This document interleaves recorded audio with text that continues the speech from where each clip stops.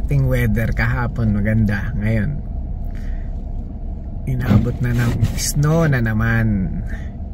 10 cm daw ngayong araw na to, hanggang Sunday yan. Nandito ako ngayon sa 17 Ave. May binili lang na mga ingredients sa Hong Kong.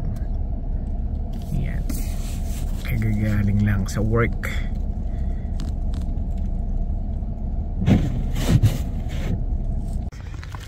Ayan, tapos na ang work. Nakamarka pa yung hairnet ko. Sobrang kapal ng ano. Okay. Ang masama pa, wet snow. So madulas. Tapos tumawag yung chef namin, una siya umuwi. May aksidente doon sa mismong dadaanan ko. Nag-i-stony kasi ako. Sabi niya, 3 ang aksidente. Hanggang ngayon, nandun pa siya. 30 minutes ago na siya umalis. Hanggang ngayon, nasa traffic. So, maghanap ako ngayon na mas madali. Baka mag-16 ako. Yun naman ang snow. Hanap ako ng madadaanan. Yan guys, dahil sa natrap, sobrang sa aksidente. Sa 16 Ave ako dumaan. Eh sabi ko, kaysa bukas ako mamili para sa order. Ngayon na lang. Tapos na lang superstore.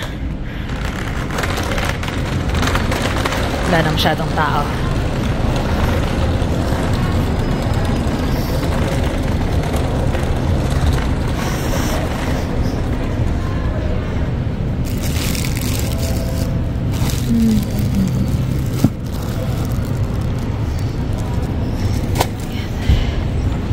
May order kasi ako bukas. Ayoko nung umalis na ng maaga.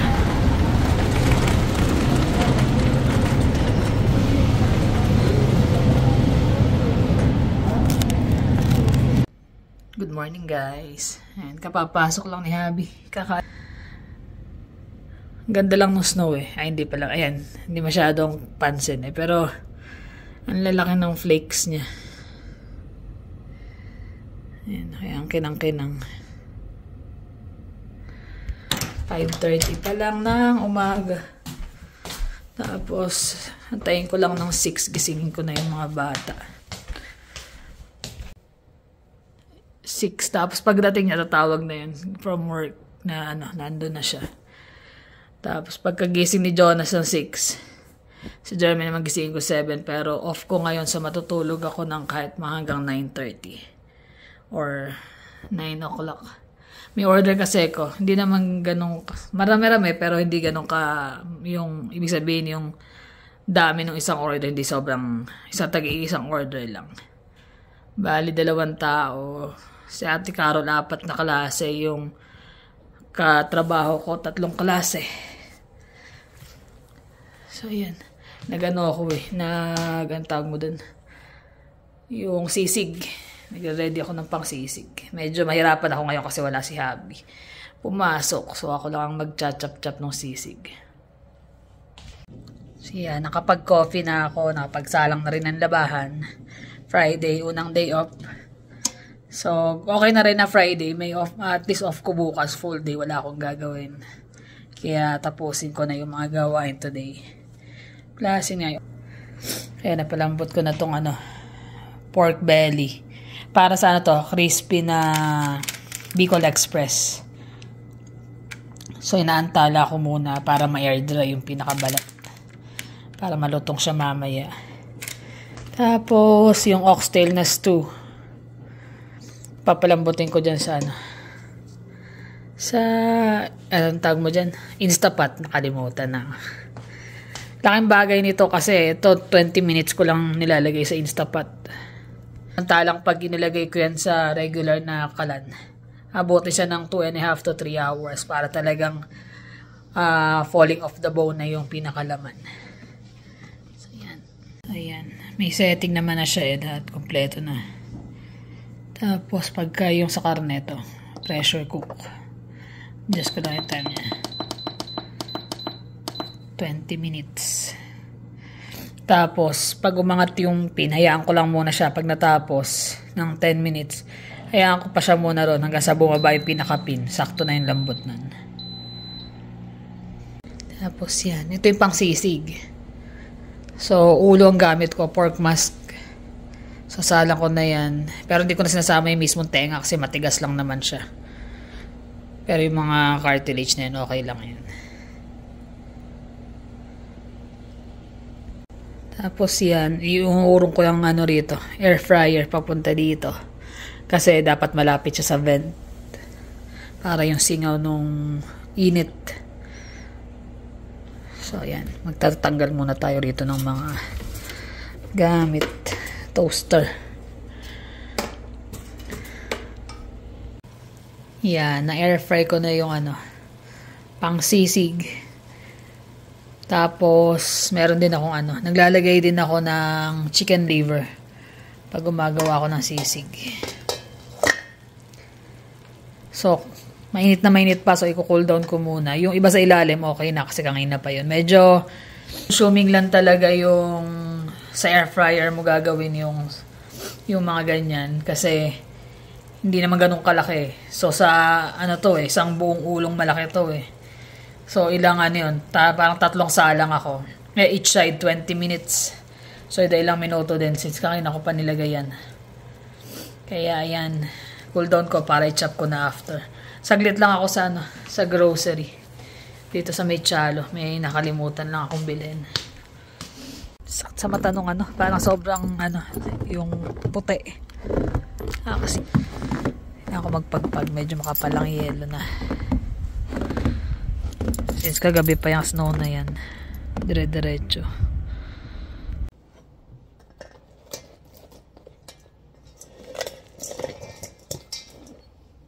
Chop ko na yung ano, yung pang sisig. Yun lang ang hirap pag sa ano, ang daming mga extra fat. Pag yung mukha ang gamit, which is mas masarap naman talaga yun. Kaya minsan, ang dami nito, di ba? Isang order lang to. Pero kasi nga, dahil tinitrim ko yung mga taba, kasi ayoko naman ilagay lahat dun sa ano. Pero pag mas kasi, iba. Yung iba kasi talagang gamit is ano, pork belly. Kasi mas maraming taba itong pork mask Pero ako, mas gusto ko to kasi mas malasa. Yun lang, talagang mas mahal siya kasi tatanggalin mo yung mga... Yung iba sinasama na lahat yan, pero ako ayoko. Ayoko na sobrang ano nung sisig. Yung sobrang fatty. Lalo na yung mga ano... Yung pinirito, mas mamantika, yun. Kundit si Habi, saglit lang ito.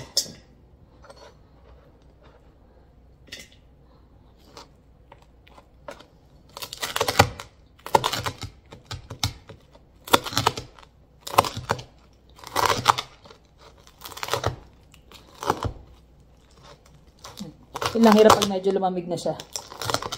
Hindi na biro yung sticky. Kailangan talaga bigyan ng puwersa.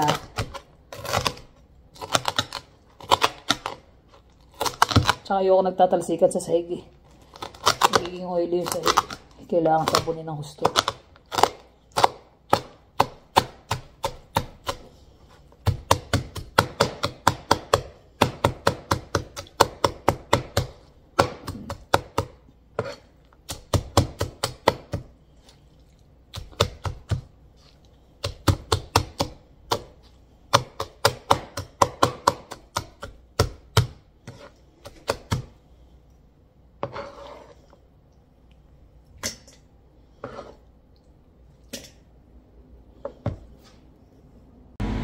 Ito na yung para sa ano, para sa crispy Bicol Express.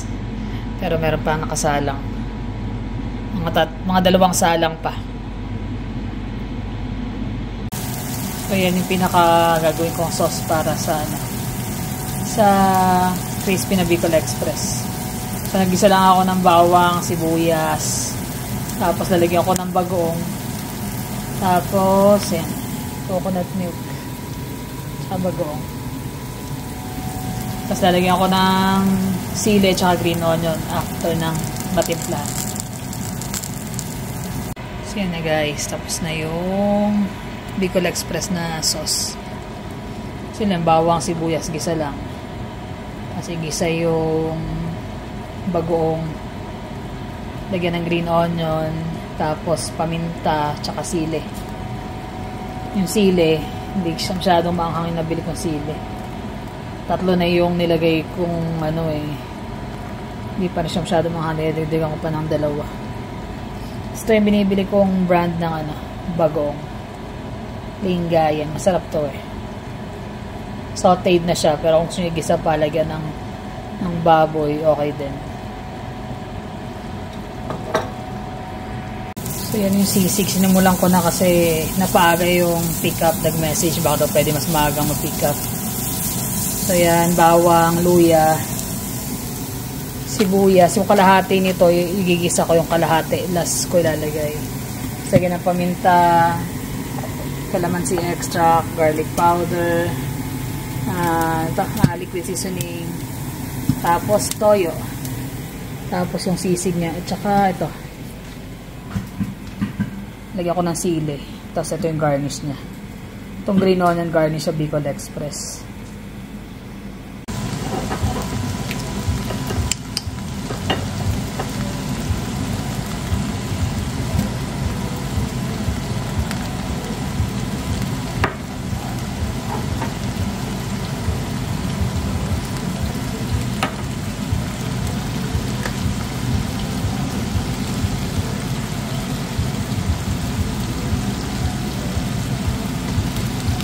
Yan guys, extra na lang yun. Mas maganda pag mas maraming bawang, sibuyas, luya. Sensya na, hindi ko na siya may vlog ng maayos kasi rush na. Tansya.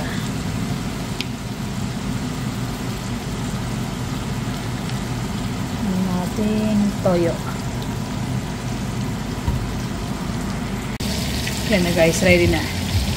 Nilagay ko na yung huling portion ng onion. Tapos, dagdagan ko pa yung sili kasi talagang tabang mo, hindi ganun kaahang sili. Ayan, ready na. At saka hindi pala ako naglalagay ng mayonnaise sa sisig. So ito, for pick up na tong sisig at saka crispy Bicol Express. So ginawa ko dito yung pinaka sauce niya nasa ilalim. Tsaka ko lang pinatong yung lechong kawali para hindi siya maging sagi. Ito kay Ate Carol to paksiw na bangus, sinigang na salmon. Tapos lulutuin ko pa yung oxtail at saka yung shrimp na may kalabasa. Pero inuna ko muna to kasi for pick up na. Yan na siya. Hindi nagpala si Jerry. Nagpala yung kawabila sa harap Sa likod hindi. Mamaya. Dire-diretso naman yung snow Ay, may bit-bit na. Ngayang chocolate milk. Gutom na ako. Nag-pick up kasi siya ng portable na aircon. Ayaw naman namin bumili din nung magkano yung brand nyo? Ng LG. LG nakuha mo, di ba? Mahal. Mahal, nasa 1.2. 1.2. Itong nakuha niya, 230. 270 natawaran. Natawaran niya ng 230. Pero buhay pa naman yun. Buhay. Pag move out na kasi parang lilipat ata. Ayaw na masyadong maraming gamit. Kaya dami nagbebenta siya ng mga gamit. Layo nun ba? Nagkapipick up lang din ng order ni Lars. Nakuha na? Yung kay Ate Carol na lang, mamaya pa naman yan. Hindi ka na naman nagpala Mamaya magpala sila kasi kakapal na naman yan. So yan, tapos na yung order ni Ate Carol. So ito yung sinigang na salmon, paksiw na bangus, ginataang hipon at kalabasa, tapos oxtail. Ayan, yan na yung AC na nakuha niya. Nilinis niya yung filter. Dami daw dumi. Malamang hindi nililinis yan. Kaya ganun. Pero parang hindi masyado nagamit no? Sa bagay, summer. Summer lang naman talaga gagamitin pag sobrang init.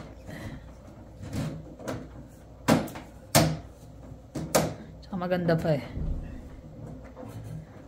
Dapat talaga nililinis yan para Tumagal na. saka yung hindi naka-plug yung yung lalong iinit yung makakayo niya pag lamig sa labas, no? Ano na? Hindi na makita yung butas.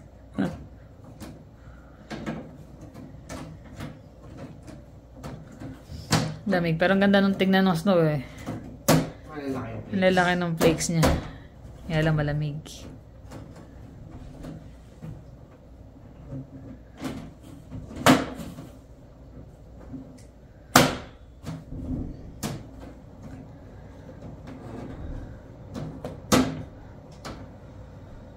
LG yung LG yung brand. Tape pa. May nakalagay yung tape eh. Halos bago pa nga eh. Hindi nila ginalaw talaga. Yung mga tape eh. Pang ano lang yan. Kasi itong summer for sure magiging sobrang init dahil nga hindi ganun karami yung naging snow. The whole winter. Ganda rin eh. Tapos na-testing na rin niya. Gumagana naman. Oo, nung binili ko to eh. At pinatesting niya. Ay, para sigurado. Tsaka mag-move na kasi yun eh. Kaya talagang minamadali. Dapat nga bukas pa yung pick up. Kaya lang, kailangan umaga eh. Sabi ko yun lang yung pahinga talaga Saturday. Testing na rin.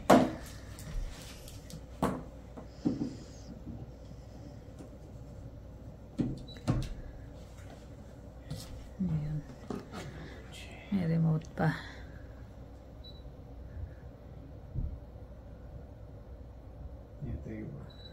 May battery pa ba naman? Wala pa kaming budget para sa centralize eh. Lakas.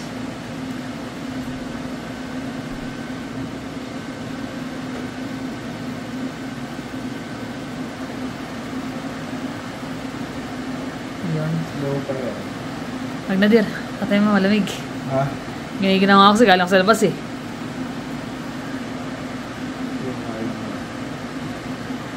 Okay na yan. Maitabi na muna sa basement. Lamig. Ang dumi hangin eh. Yun. Buhay pa daw may ari. Oo, buhay pa. Kaharap mo eh. Lilipat na sila. Alas na sila sa bahay. Ano ba ito? Apartment ba o ano? Townhouse. Townhouse siya. Malalaki na nga yung puno dun eh.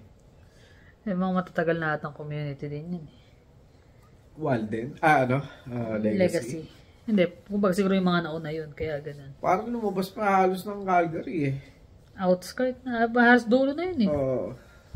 Doon yung before tayo pumunta sa, di ba pumunta tayo nung yung nag-deliver tayo dati. Sa kabilang side yun, di ba? Legacy. Well, busto eh, 110 na nga eh. Takbo eh. Kaya lang ang dulas talaga eh. Okay na rin kasi kaya natipid mo kung bibili ka ng brand nyo. Tumingin kami, mga hindi kilalang brand. 700. 500, pinakamura. 600, 700. Hindi pa kilala. Yung LG na nakita namin, 1.2. Nagpakilala sa'yo. Naloko na naman ako. Nagpakilala siya. Kaya lang mahal. Kaya lang mahal. Mahal, sayang di matitipid. Tapos magagamit mo lang naman siya ng summer. Nangitsila naman ng summer. Yung bandang, ano niyan, pinakamainit lang, bandang mid ng July at saka August. So, doon lang namin gagamitin. Kasi last summer, no? Ay, hindi, nung last pala. Dahil last summer, nasa Pinas tayo eh. Init. Init hindi, nung bumalik din tayo eh. Yung init papawisang ka talaga eh. Mas mainit sa Pilipinas. Kaya lang iba yung init kasi sa Pilipinas eh. Parang... Humid kasi sa atin. Humid. Dito sobrang dry eh. Tapos galing sa trabaho, usapan la 4:30. And labas na 2:30. 2:30 pero nag-konti siya ng konti. Lumabas siya mag-alas 3. Oh. Taga niya antay eh. Nag-uugutom na raw siya. Isa na siya pa after merienda eh. Minum ako ng jug na Bili siya ng punta siyang superstore kasi tumitingin siya ng mga dinosaur. Wala. Nauwi siya ng chocolate milk. Sabi ko, kumain ka na muna kahit saan dyan. Ayaw naman kumain. Uminom na raw siya ng chocolate milk. Chocolate milk. Kaya ako naman, busy Namiss ako. ko yun Yung luto. Nagpaltos ako dun sa sisig. Sa sisig. Wala yung tiga chap-chap mo Chap-chap-chap-chap. Kailangan ng persa doon pag chop-chop ayoko naman pag bibilisan mo ng sobrang lakas, nagtatalsikan. Maganda rin naman yung achievement ko doon sa trabaho kasi may dumating na tiga Edmonton na inspector. Actually, may mga inspector naman talaga doon. Kaya lang yun, level 3 siya na inspector. So, inano niya ako, parang interview, ganyan. Tungkol doon sa pagpipintura, ganyan. Hindi naman ako talaga akong pintor doon Yung pintor namin talaga. Yung main painter puti, talaga Kaya lang na-injured. Kaya ako yung pumalit. Pero ganun pa man may mga experience din naman ako sa pagpipintura kahit pa paano. Kaya na-i-apply ko rin doon. Kung tutuusin nga, kukunti yung kukunti yung mga nire-riblas, di ba? Kasi pag sumablay ka doon, either kumapal o numipis yung pintura mo, ibabalik uli sa back to blast ulit, tapos pintura uli. Kaya malaki yung nawawala sa kumpanya. Parang siguro mga na sumablay ako lagi doon sa may mga pag nagbabara yung yung gun, ganyan. Birang-bira. Parang bilang nga Hindi gaya nung yung talagang pintor nyo, di ba? Dahil ikaw yung nagbablast dati. Nakakabuisit pag ikaw yung nagbablast tapos ilang reblast ang ginagawa niya.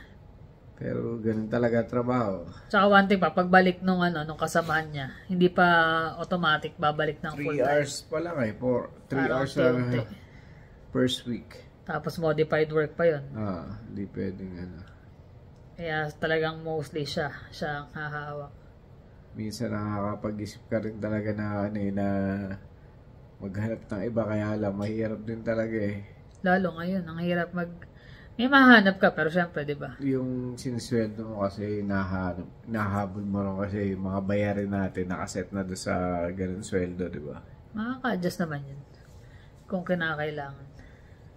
Kaya yung mga hobby na yan. Kaya nga sabi makaka-adjust. Ngayon, talagang ganun. Wala muna for a while yan. Hanggat hindi pa sanay naman tayo nung wala Kaya kaya naman natin kung ano yung meron. Kung ano meron, nakaka-adjust naman. Yun yung maganda sa atin kahit pa paano, di ba? Hindi natin nahanap yung yung wala tayo. Kumbaga, kontento na kung anong meron. Kung anong meron. Tapos gaya niyan, back to naman ako. Luto-luto. Parang pagkabalik ko, dalawang order magkasunod na linggo. Tsaka nakikita nyo naman yung mga binibili namin na hanggat maaari yung hindi kami yung naghahanap ng brand new talaga na bagong-bago. Kung may makikita kaming option na mas mura to, dito lang tayo. Marami rin kasi mga puti dito na na nagbebenta ng mga gamit nila na hindi naman sobrang gamit na gamit. Lalo yung mga ganyan, yung mga simple ganyan. Yan, laruan na binibili niya. Na paglaro na ng bata, pinipinturahan lang naman nabili, di ba? Yung brand new nakabox pa. $10 lang isa. Pero nasa 30 plus din, 39. Natutong mag-adjust. Tsaka syempre, hanggat merong sabi nga hanggat bata-bata, kumayod para pagdating ng retirement. Yan. Medyo maginhawa na. Kaso parang kukunti pala yung contribution ko dun sa Saan? Sa natin? Talaga. Unti-unti. Kaya ngayon ang target nga natin. Yun nga ang target natin ngayon Alin? Mag-ipon. Maging citizen. Review. Hindi nakapag-review. Today hindi nakapag-review. Sabi ko bukas. Mag-review kami kasi kailangan. Hirap din kasi after work, Maraming salamat pala doon sa mga nagwi-wish ng good luck sa amin. Tsaka mga nag-encourage na madali lang ang kaya yan. Maraming salamat sa inyo. Laking bagay yun. Mas pinakamaganda ko nabasa doon yung kay Madam Norin Reynoso. Yan. Kay Madam Noreen Reynoso. Shoutout po. Ayan, maganda yung ano niya. Yung, Lagi naman maganda yung comment nun eh. Oo. Lagi naman nakakatuwa eh. Hindi, tsaka alam mo talaga yung experience is the best teacher talaga pagdating sa mga ganun. Lalo na yung mga comment nila na napagdaanan nila yun. Oo, daming nag-ano. Maraming salamat Daming sa inyo nag-share mga din ng comment. mga ano nila, na pinagdaanan nila sa pag-apply ng citizenship. Kaya kami, go! Apply! Basa-basa. Bukas wala kaming, di magbasa. Mag-review. Tsaka nag-i-snow pa rin eh. So, ayan, mag-shoutout tayo. Kindot pa siyang ganun eh. Tayo mag-shoutout. Sino? So, una-una nga pala si Noreen, si Miss Noreen Reynoso. Ayan. Tapos, Elizabeth Ramos. Belated happy birthday kay Jack's Room. Jack's Room. February pa ata siya, March na. Pasensya na, na-late na. Si Aurea Camara. Si Miss Alina. Si Dean Lobrera. Si Army Balboa. Chona in Canada. Inquisitive Creation. Si Celine's World. Tsaka si Jingjing. yan. Hello sa inyo at sa lahat ng mga nanonood. Maraming salamat. Maraming salamat sa inyo. Tsaka, yun nga, yung tungkol kay Mami naman, pag nagkaroon kami ng oras, lagi namin siya talagang ilalagay sa vlog namin kasi. Kaya minsan din namin kasi na-vlog din. Alam naman namin na marami sa inyo yung nag-aabang kay Ninya sa vlog ni Ninya, tapos kay Mami. Mukhang busy sila Ninya at hindi nakakapag Vlog. Hindi namin alam kasi kung anong plan nila sa vlog, kaya let's wait na lang. Antay na lang tayo. Yan. So, paano guys? Salamat ulit. Inaantok na siya. Ingat kayo sa pagdadrive, lalo na yung mga nandito sa grabe. Biglang kapal ng snow. Calgary. Tsaka medyo madulas, lalo pag ganyan na yung yung snow. Yung parang Kung buwagag. hindi naman talaga importante yung pupuntahan nyo, huwag nyo na lang puntahan. Para stay na lang sa bahay. Ingat sa less na disgrasya. Tama. Gaya kahapon, di ba? Yung mga Dami. pauwi ako, ilan yung aksidente malapit sa trabaho dahil sobrang kapal. Pero awa na naman ng Diyos at nakauwi kami ng maayos. Ayan. So, paano guys? Thank you for always watching. Please like and subscribe. See you on the next vlog. Bye!